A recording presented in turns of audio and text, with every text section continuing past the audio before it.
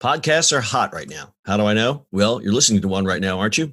But you might be wondering, how on earth do I get my voice out there and start my own podcast? It all seems so intimidating. Between hosting and platforms and monetization, it can get real complicated real quick. Well, I'm going to let you in on a little secret. We started this podcast over 2 years ago, not knowing clue one on how to do it.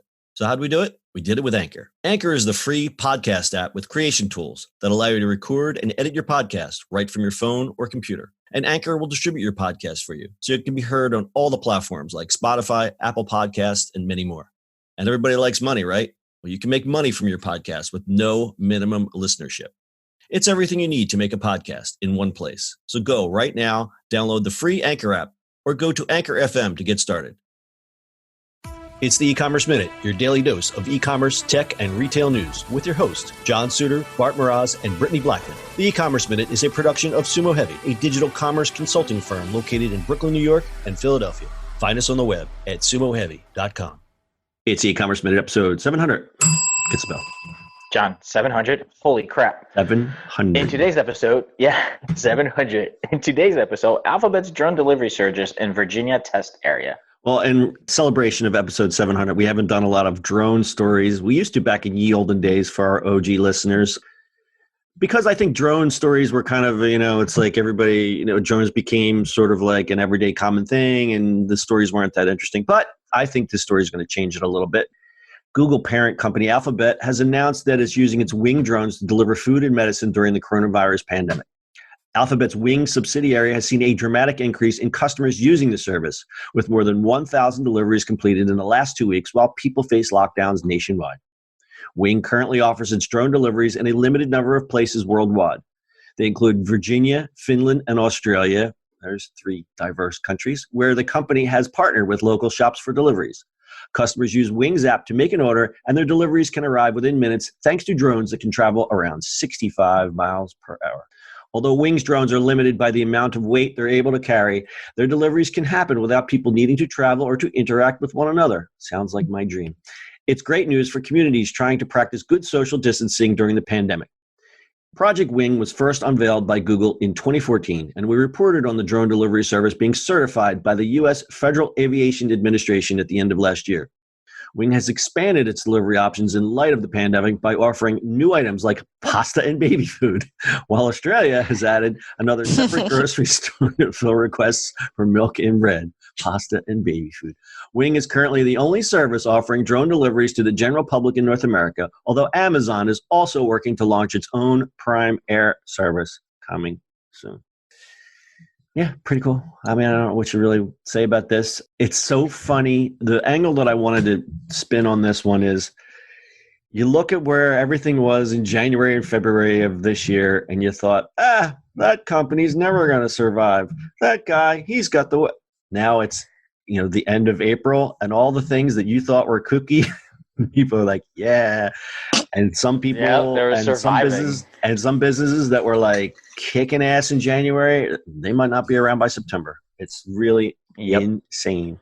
It's almost like we knew, because I wrote that long blog on drone deliveries about to take off. Little did we know that we would have no other option. Well, just focusing on this, I think this was something that was going to happen inevitably, but there are so many logistical hurdles to get around. Whereas if you do a test where it's like, the drone delivery lands in your apartment building, or the drone delivery lands in your 500 square foot backyard, well, that's not reality.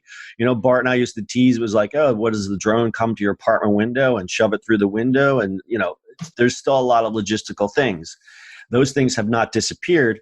But I think the testing of it and the adoption of it will certainly explode now that things are much more constrained. And I don't think there was a great article in The Atlantic about the new reality, and it really kind of broke down how society is going to change a lot, not only with like restaurants and things, but how delivery services, like people are getting used to having things delivered to them.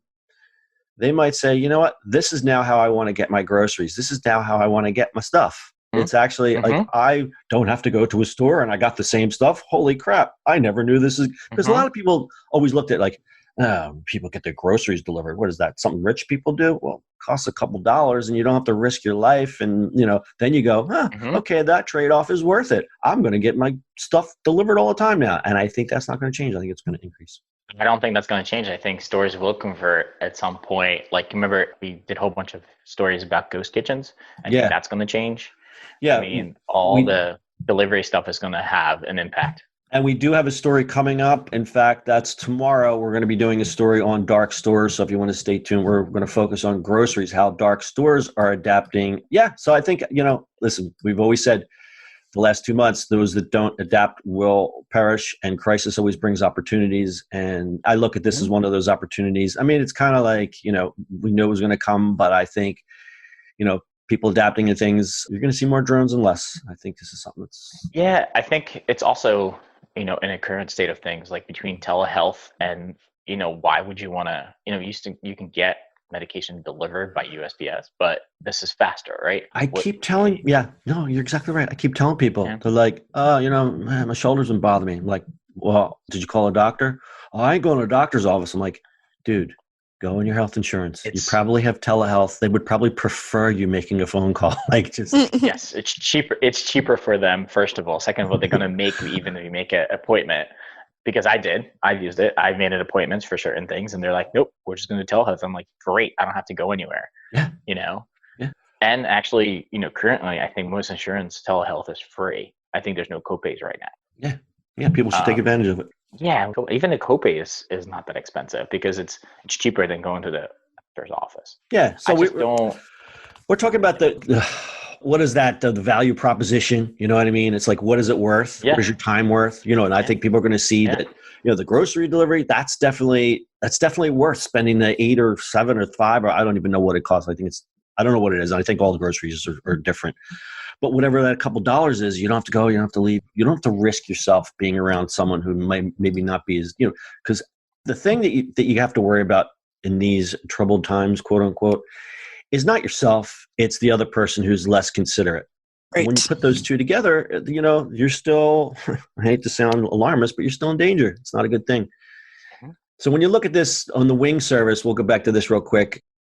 They're not adding a delivery charge. So I don't know how they're going to make money. And at least for now, probably they're just, it's Google, right? So they can test it out. They can throw money in the air as much as they want. But the added bonus, I think the selling feature for maybe some of these, maybe when it gets down to a smaller level, you don't have to tip their drone. So you can save a couple bucks there. Yep. All right. But I'd feel bad. I'd probably tip it anyway. It's working so hard. It's not like my girlfriend. Like, I feel bad. I'm like, it's a robot. It doesn't care. But it looks so innocent. It's risking its life. With its little wings. Yeah. So who ran this? We just went totally off rails. All right. All right. Close with a little stat time. One of the test restaurants or cafes or whatever involved in the test, Mockingbird Cafe, sold 50% more pastries through Wings drones in its first weekend than the company said typically sold in its store prior to the virus-related business disruptions. And I think that's because of the novelty of it. But you know what? If someone offered to drone deliver some croissants in my backyard, I would not say no. Guys, got anything else? Nope. All right. Nope. Everyone stay safe. That's your e-commerce minute for today. We'll see you on the internet tomorrow. That's it for today's show. If you like the show, do us a favor and subscribe or leave us a review on iTunes. And don't forget, you can now listen to the e-commerce minute on your Amazon device. Just add e-commerce minute to your flash briefing. And finally, if you have a comment or suggestion or just want to say hi, find us on social media @SUMO Heavy.